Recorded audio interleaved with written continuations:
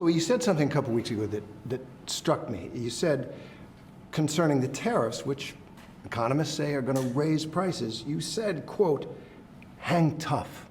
Yeah. It won't be easy. You said that to the American people. Is that what Americans should expect, some hard times? I've said that during my campaign. Look, we won a campaign by a lot. We won all 7 swing states. We won the popular vote by a lot.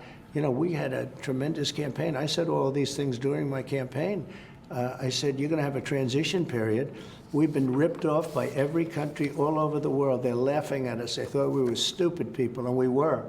And I said, that's not going to happen. We're not going to let that happen. Hard times are ahead? I don't think so. I think great times are ahead. Look, since I came in, gasoline is down, groceries are down, egg prices are down, many things are down, just about everything. You know, you don't have the drop in fuel and energy and oil like we did. I took it from maybe $3.20, maybe more than that, down into a much lower number.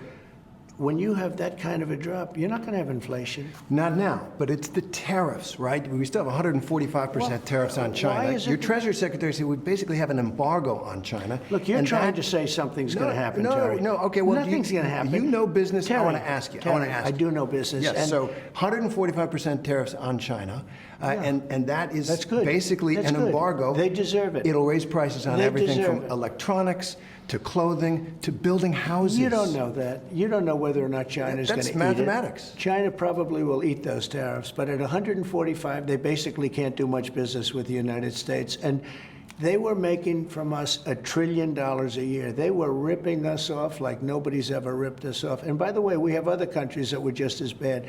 If you look at the European Union, it was terrible what they've done to us. Every country, almost every country in the world was ripping us off. They're not doing that anymore.